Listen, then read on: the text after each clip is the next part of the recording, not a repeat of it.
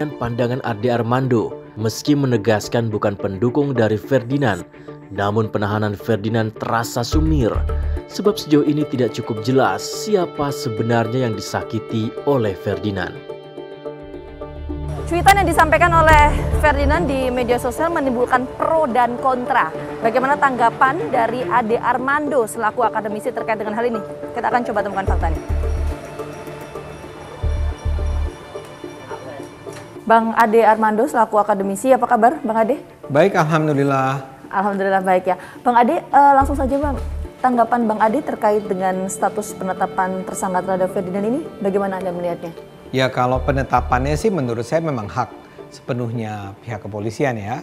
Karena mereka kan mengatakan ada cukup bukti ya, saksi atau bukti untuk menaikkan status Ferdinand menjadi tersangka. Tentu aja pasti ada pertimbangan-pertimbangan yang sudah mereka ini dengan matang ya, pertimbangan secara matang. Tapi terkait dengan konten atau isi dari konten yang disampaikan oleh Ferdinand di media sosial ini, Anda melihatnya seperti apa?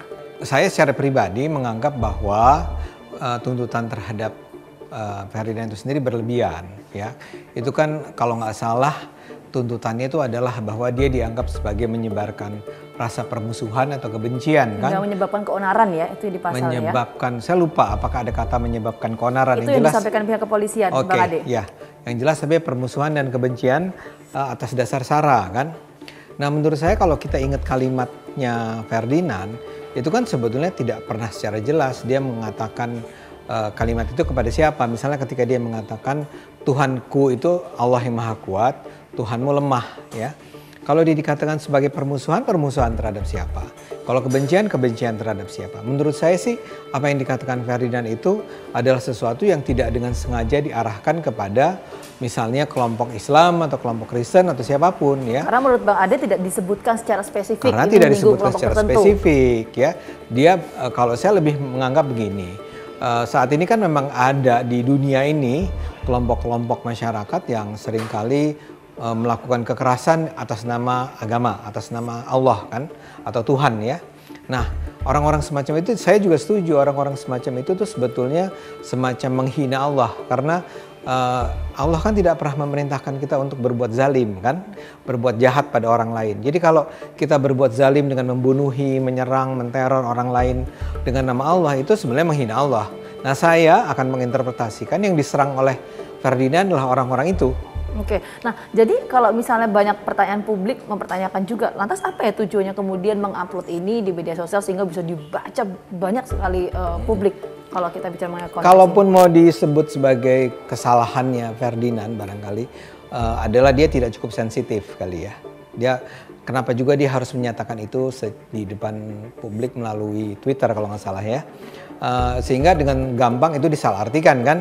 Kalau dalam pandangan saya satu-satunya miss-nya Ferdinand tuh di situ, kesalahan Ferdinand di situ. Tapi kan dia sudah minta maaf, dia sudah menyatakan dia salah, ya. Jadi menurut saya itu kesalahan yang bukan sesuatu yang luar biasa, yang setiap orang kan bisa bikin kesalahan-kesalahan semacam itu. Artinya saya sebetulnya mengangkat sebuah isu yang terlalu sensitif buat banyak orang, ya, dan ada banyak orang yang langsung tersinggung. Saya tidak tersinggung. Saya akan mengatakan saya sama Ferdinand menganggap Allah itu maha kuat, maha kuasa, maha perkasa, sehingga tidak akan bisa diganggu oleh kekuatan manusia. Nah, jadi saya berada pada posisi itu. Sekarang pertanyaannya, mereka yang tersinggung tuh kenapa mereka tersinggung? Apakah mereka mengira bahwa yang disebut oleh Ferdinand itu adalah mereka, jadi yang memperkarakan ini, atau gimana? Itu harus. Kalau menurut Bang Ade gimana? Kenapa itu kemudian ini menurut bisa menjadi saya polemik? Enggak, ya karena di Indonesia orang terlalu gampang, memang gampang sensitif kan. Menurut saya ya tadi belum terbiasa lah. Ada banyak kelompok masyarakat di Indonesia ini belum terbiasa untuk membicarakan masalah-masalah yang sebetulnya membutuhkan intelektualitas gitu ya. Orang tuh harus berendung, berpikir dulu untuk memahami apa yang disampaikan. Tapi alih-alih kemudian langsung marah gitu kan. Dengan kalimat-kalimat yang sebetulnya sangat bisa diterima secara dengan dewasa lah gitu. Tapi banyak juga Bang, ini publik yang mengkritik. Kenapa kok kemudian menggunakan isu agama yang disampaikan ke publik sehingga masyarakat juga banyak yang mengetahui mengenai hal ini, sehingga tadi dikatakan juga oleh beberapa pihak, misalnya saya sebut Majelis Ulama Indonesia mengatakan bahwa terkait dengan postingan ini pasca kejadian ada keriuhan di masyarakat sehingga ini yang kemudian menimbulkan diksi keonaran itu. Andi, kalau menurut Anda gimana? Ya kalau masyarakatnya ribut kan mestinya tidak dengan sendirinya berarti ucapan itu salah kan? Ya, saya akan tanya deh misalnya ke Majelis Ulama Indonesia, tolong jelaskan kenapa kalimat Ferdinand itu dianggap salah? Bukankah Allah memang maha kuat? Jadi salahnya di mana?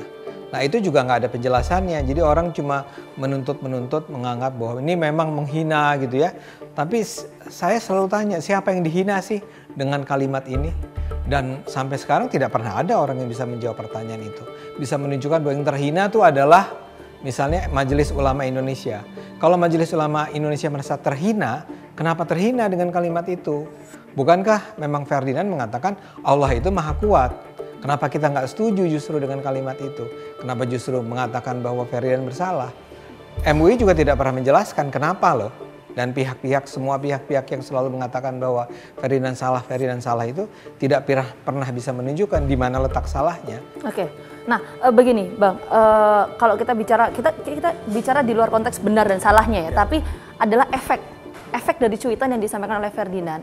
Ini kita melihat kalau di algoritma media sosial misalnya, ini sampai trending topik, kemudian ada hashtag yang bermunculan di media sosial pasca kejadian itu, pasca tweetan tersebut. Nah ini kemudian yang dianggap sebagai keonaran. Kalau itu muncul ramai, itu kan bisa aja robot yang bikin. Gimana kita bisa membuktikan bahwa trending topik itu disebabkan karena memang ada banyak orang yang tersinggung dengan itu. Itu kan nggak bisa dipakai dong alasan bahwa ini rame di media sosial. Ownernya di mana? Oke, jadi indikatornya kalau menurut perspektif Bang Ade bagaimana untuk menguji bagaimana apakah ini pasca tweet tersebut menimbulkan keonaran atau tidak? Indikatornya menurut saya akal sehat. Makanya kita harusnya duduk diskusi sama-sama, MUI, siapapun gitu duduk sama-sama dan mempertanyakan, berusaha mencari makna di belakang kata Tuhanmu lemah itu apa maksudnya?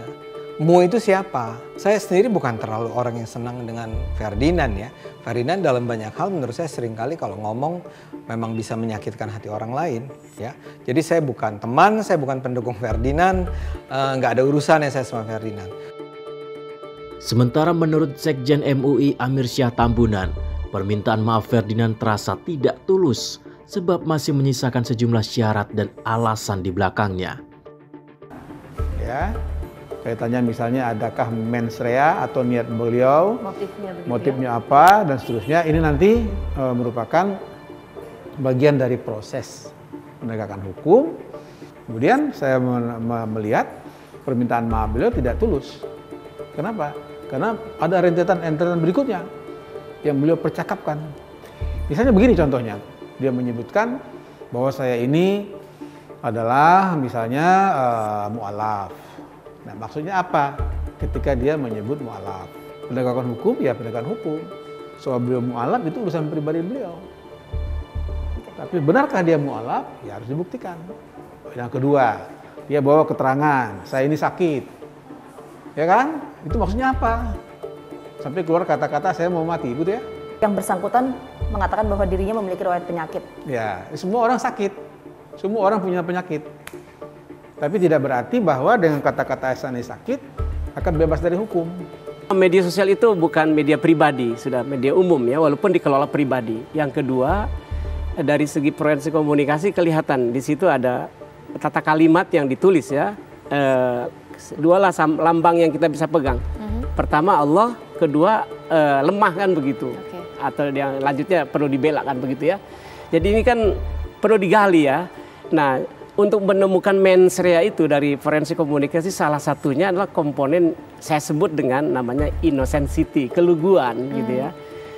Kalau ngelihat Pak Ferdinand bukan orang lugu saya kira, apalagi sudah berulang kali juga membuat postingan yang seperti itu. Jadi, nah Pak Polisi bisa menggali sebagai orang yang bukan lagi orang lugu, tapi orang punya wawasan, sudah jadi public figure, lalu udah bergerak di bidang politik.